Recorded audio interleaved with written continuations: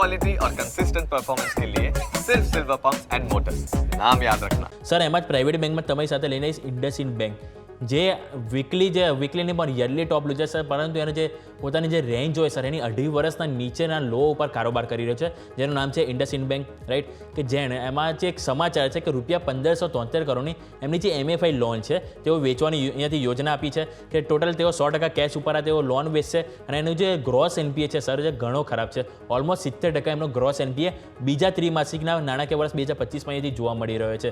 એટલે આ જે એક અપડેટ છે એને સર લઈને કઈ રીતે જોઈ રહ્યા છો, અને સર અહીંયાથી લાગી રહ્યું છે કે જે વેચોલી આપણને ઇન્ડસઇન્ડ બેંકમાં જોવા મળી છે, ઓર કે અહીંયાથી હવે ઓવરસોલ્ડ કેટેગરીમાં જતો રહે છે, તો અહીંયાથી હવે બાય ઓન ડીપ કે અહીંયાથી ઘટાડે ખરીદી કરવી જોઈએ, કે સર અહીંયાથી હજુ પણ વેટ એન્ડ વોચ કરવું જોઈએ સર?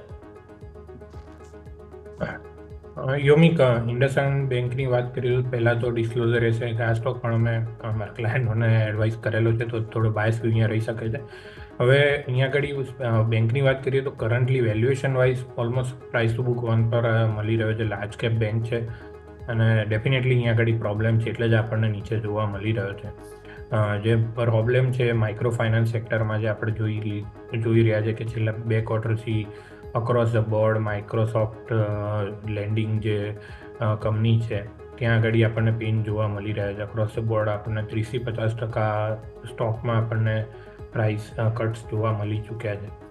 તો અહીંયા આગળ જે પ્રોબ્લેમ ઇન્ડસઇન્ડ બેંકમાં પણ જે વર્ટિકલ એમનું જે એમણે માઇક્રો ફાઇનાન્સ જે ભારત ફાઇનાન્સ ઇન્ક્લુઝન જે લોકોએ મર્જ કરેલું હતું આગળ, તો ત્યાં આગળ પેન જોવા મળી રહ્યો છે. અને અત્યારે ઓલરેડી મારા ખ્યાલથી એક જે અહીંયા આગળ આજે ન્યૂઝ જોવા મળ્યા છે, એક મારા ખ્યાલથી અહીંયા આગળ બોટમ બનવાના ચાન્સ વધારે લાગી રહ્યા છે, કેમ કે વર્સ્ટ ઇઝ અહીંયાથી બિહાઇન્ડ છે અને ઘણું બધું જે પેન છે પ્રાઇસમાં છે જ.